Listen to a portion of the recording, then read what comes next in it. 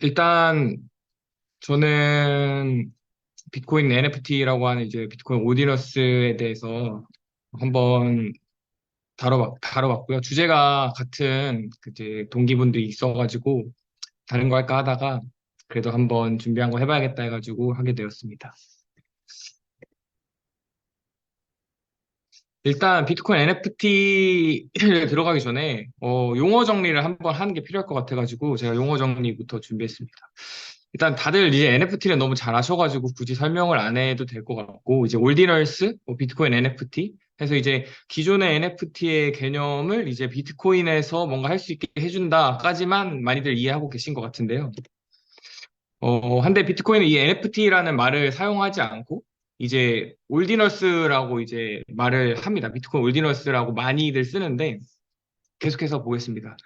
일단 용어 정리가 제가 말씀드린 것처럼 중요한데 비트코인 NFT라고 해서 비트코인의 NFT 개념을 이더리움의 NFT의 개념을 비트코인에 적용한 게 이제 비트코인 NFT라고 지금 많이 불리고 있고 그거를 다른 말로 올디널스라고도 하는데 사실상 올디널스는 비트코인 NFT를 할 수 있게 해주는 식별 시스템입니다. 프로토콜이고 그러니까 ERC7일 같은 개념이에요. 비트코인에서. 사실 스마트 컨트랙트 없어서 똑같은 개념을 적용할 수는 없지만 예를 들자면 그렇습니다.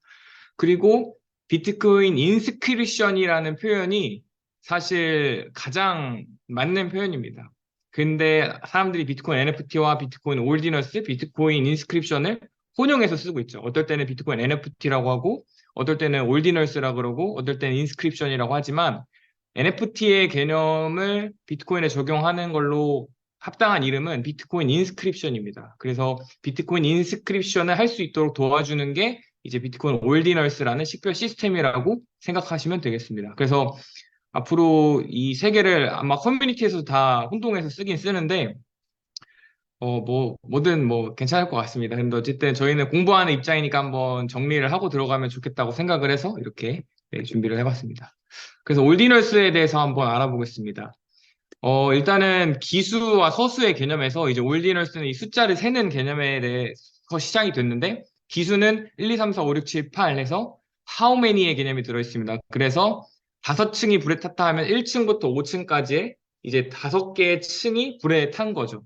그걸 기수라 그러고 서수는 첫 번째, 두 번째, 세 번째, 네 번째를 의미를 하는데 그래서 다섯 번째 층이 불에 탔다. 5층이 불에 탔다고 하면은 1층부터 5층까지가 불에 탄 게 아니라 다섯 번째 층이 불에 탄 거죠. 거기서 이제 나온 게 올디널 넘버라는 이름에서 나온 게 이제 비트코인 올디널스입니다. 그래서 이 개념을 적용을 하게 되면 어 포지션을 뭔가 알 수 있겠네, 위치를 알 수 있겠네 라는 개념에서 이제 시작이 된 겁니다. 스마트 컨트랙트가 없는데 어떻게 해서 NFT의 개념이 되는지 한번 살펴보도록 하겠습니다. 일단 이더리움 같은 경우는 이런 ERC721이나 ERC115 같은 이제 NFT를 만들어주는 개념이 존재를 하지만 비트코인은 이런 게 없는 상태죠. 그렇다면 아까 말한 올디너스의 개념을 이용해서 1BTC는 1억 사토시인데 좀 억지가 있지만 우리가 5만 원을 1,000원짜리를 50개로 해갖고 50,000원이라고 생각을 해보겠습니다. 근데 그 각각의 1,000원에는 이렇게 일련 번호가 적혀 있기 때문에 가치는 똑같지만 이 1,000원과 맨 마지막 장에 있는 1,000원의 일련 번호가 다르기 때문에 우리는 원하면 구별을 할 수 있는 것이죠. 그래서 한 개 한 개 사토시마다 다 이렇게 일련 번호를 매기는 겁니다. 그렇게 되면 하나하나의 사토시가 특정하게 이제 마킹이 되게 되고 그걸 통해서 모든 똑같은 사토시지만 몇 번째 사토시다, 어떤 사토시다를 알 수 있게 되는 것입니다. 그래서 이제 이 개념이 이제 UTXO에도 이제 적용이 돼가지고 똑같은 돈의 액수지만 여기 있는 금액과 여기 있는 금액이 똑같은 액수거든요. 그렇지만 이렇게 모양이 다른 것처럼 UTXO도 10BTC를 A라는 지갑 주소와 B라는 지갑 주소가 가지고 있지만 해당 10BTC를 구성하는 UTXO는 다릅니다. 여기는 8비트와 나머지 자잘한 비트로 10비트가 구성이 돼 있고 지갑 B는 2비트, 2비트, 3비트, 3비트로 돼가지고 이제 10비트가 돼 있는 것처럼 이렇게 내가 내 주머니에 얼만큼의 잔돈이 있는지에 따라서 돈의 총량은 같을 수 있지만 이렇게 잔돈이 다르게 형성이 돼 있다. 돈의 총량임에도 같은 양임에도 불구하고 이거를 이제 말하는 게 UTXO인데 이 UTXO를 알아야지만 살짝 지금 제가 말씀드린 개념이라도 알아야지만 나중에 올디너스란 개념에 대해서 더 쉽게 이해할 수 있습니다. 자, 그래서 예시를 한번 들어보겠습니다. 제가 지갑에 5 사토시를 가지고 있는데 누군가에게 4 사토시를 전송하고자 합니다. 그랬을 때 5 사토시를 사토시 이게 UTXO입니다. 하나에 2개 UTXO, 1개 UTXO, 3개 사토시가 2개 들어있는 UTXO 하나와 하나 들어있는 UTXO 하나 그리고 3개 들어있는 UTXO 하나로 이렇게 해서 제 지갑에 5 사토시가 있습니다. 그리고 이거를 누군가에게 4 사토시를 보내려고 했을 때 여기 각각의 UTXO에 4가 없기 때문에 무언가를 합쳐야 되죠. 합치고 나서 보낸 다음에 남는 겁니다. 그래서 총 제가 지갑에 6 사토시가 있었는데 여기에 제가 오타가 났네요. 6 사토시가 있었는데 5 사토시를 보내고 나서 다시 4 사토시를 보내고 나서 이제 2 사토시가 남는 것이죠. 여기 위에는 무시해 주시고 제가 나중에 수정하겠습니다. 그래서 총 6 사토시에서 4개를 보내고 내가 2 사토시가 남았다라는 개념으로 이제 생각하시면 됩니다. 그런데 내가 가지고 있는 5개의 사토시 중에서 어떤 사토시가 전송이 됐는지를 알 수가 없습니다. 그래서 나온 게 아까 말한 오디너스의 개념을 통해서 각각의 사토시들에게 넘버링을 매겨주는 겁니다. 이름으로 매길 수도 있고요. 여기에 2개의 사토시는 하나는 A, 하나는 B라고 이름을 매겨주고 여기는 C라고 매겨주고 여기는 D, E, F라고 매겨주고 혹은 이렇게 색깔로도 이렇게 구별할 수 있습니다. 그러니까 사실 실제 오디너스에서 색깔로 한다는 게 아니라 제가 개념을 설명해 드리기 위해서 이제 표현을 한 겁니다. 이렇게 되면 아까와 똑같은 상황을 설명을 어떻게 할 수 있냐면 내가 5개의 사토시를 이렇게 가지고 있었는데 총 4개의 사토시가 다른 사람의 지갑으로 갔다. 그랬을 때 나에게 남는 사토시는 이 하늘색과 이 남색 사토시가 남게 된다. 이렇게 어떤 사토시가 남는지 알 수 있게 되는 것이죠. 그래서 처음에 보면은 여기는 똑같이 이제 넘버링이 되거나 어떤 마킹이 되지 않는 사토시이기 때문에 개념을 어떤 사토시를 보내는지 알기 어렵지만 오디너스의 개념을 적용하면 각각의 사토시마다 넘버링을 매기기 때문에 아니면 마킹을 하기 때문에 어떤 사토시가 갖고 어떤 사토시가 나에게 남아있는지를 이제 알 수 있게 됩니다. 그래서 비트코인은 이런 스마트 컨트랙트 없이도 이제 사토시의 개념을 하나하나 마킹을 하면서 NFT 개념을 적용할 수 있다라고 이제 이렇게 되고 있고요. 그러면은 인스크립션의 개념에 대해서 한번 보겠습니다. 인스크립션은 사토시를 전송하는 트랜잭션에 정보를 넣는 겁니다. 내가 특정한 내 지갑에서 다른 사람의 지갑으로 어떠한 사토시를 비트코인을 보내는 컨트랙트 그 트랜잭션에 정보를 넣는 거예요.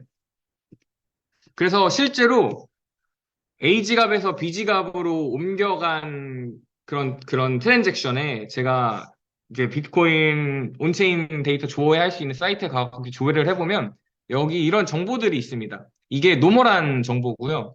여기 오른쪽에 있는 것 같은 게 이제 인스크립트 된 정보입니다. 내가 B라는 사람에게 5개 사토시를 보낼 때 그 보내는 트랜잭션에 이러한 메시지를 넣게 되는 겁니다.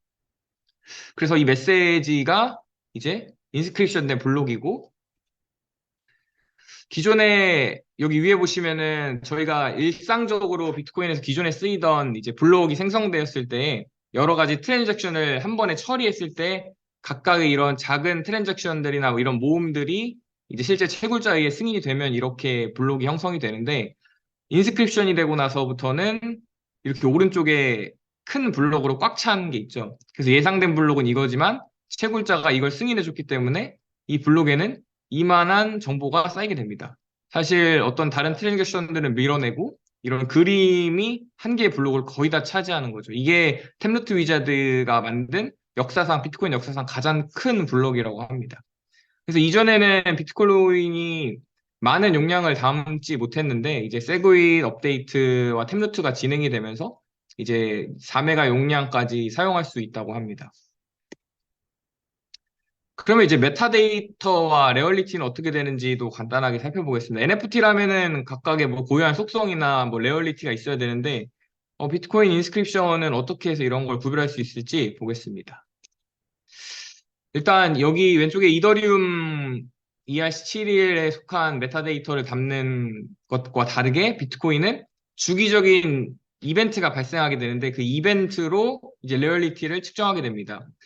주기적인 이벤트로는 10분에 한 번씩 블록을 생성하고 난이도가 조절이 되고 또 반감기도 있고 또 사이클이라 그래서 저도 처음 알게 됐는데 비트코인에서 난이도 조정이랑 반감기 시기가 일치하게 되면은 어, 일치하는 상황이 있다고 합니다. 그때 그게 24번 정도 총 발생을 하게 되고 또 이런 주기적인 이벤트가 있다고 합니다. 그런 이벤트가 발생했을 때에 이제 생성되는 블록의 사토시를 통해서 이 난이도를 결정할 수 있게 되는 거죠.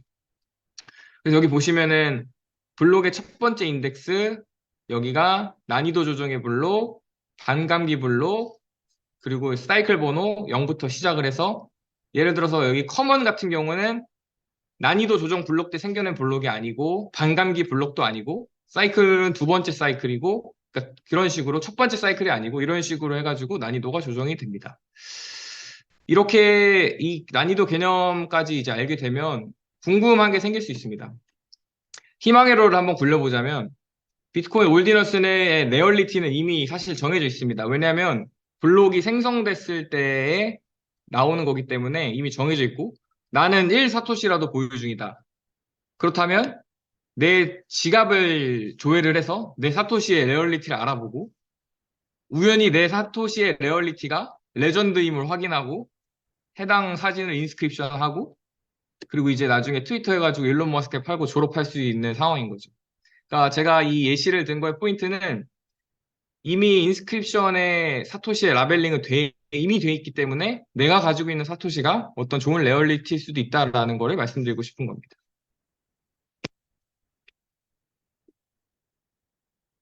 자, 그럼 비트코인 인스크립션을 어떻게 민팅하는지를 한번 살펴보겠습니다. 원래 예전에는 플로드가 있어야 됐습니다. 그래서 플로드를 다운받아가지고 이제 인스크립트를 이제 트랜잭션에다가 이제 했었어야 되는데 지금은 워낙 이제 다른 지갑들이 지원을 잘 해줘가지고 이제 히로 월렛이라는 데서 쉽게 인스크립션을 할 수 있습니다. 그래서 해당 과정인데 간단하게만 말씀드리면 이렇게 해서 지갑을 고를 때 사실 주의해야 되는 게 오디널스 프로토콜을 지원이 되는 지갑에다가 넣어야 되거든요. 그러니까 그러니까 내 지갑을 여는 뭐라 그럴까? 이 지갑을 지원해주는 프로세스가 인스크립션을 지원해주는 올디널스 프로토콜을 지원하지 않으면 내가 거기에 내 사토시, 인스크립된 사토시를 보내도 사실 구별을 할 수가 없기 때문에 올디널스 프로토콜을 지원해주는 지갑을 이용해야 됩니다. 그래서 들어가서 올디널스 인스크립션이라는 걸 선택을 하고 그리고 원하는 그림을 업로드하게 됩니다. 그리고 업로드하고 내가 사토시를 보낼 지갑 주소를 적고 그리고 그 지갑 주소를 적은 데다가 사토시를 보내게 됩니다. 수수료까지 포함해서 보내게 되면 이렇게 해당 내가 업로드하기를 원했던 그림이 업로드돼서 이 제 지갑 주소에 이렇게 들어와 있는 걸 확인할 수 있습니다. 그러면 이제 시장 상황을 살짝 보자면 예전에는 한 달 반 전만 해도 이제 OTC 거래가 전부였었거든요. 그래서 해당 프로젝트를 거래하고 싶으면 예를 들어서 올디너스 펑크라는 걸 거래하고 싶으면 올디너스 펑크 커뮤니티 가가지고 거래할 사람을 찾아가지고 거래를 해야 됩니다. 그런데 이제 좀 더 발전이 돼서 이제 엠블럼 볼트라는 데서 이제 맡기고 그거에 따른 증서를 받아가지고 그 증서를 이더리움 체인상에서 교환할 수 있는 시스템이 됐고 그리고 이제 오픈 올덱스라는 데서는 비슷한 개념이지만 직접 사토시를 사용해가지고 이렇게 이더리움 네트워크가 아니라 비트코인에서도 교환할 수 있는 프로그램이 생기고 있습니다.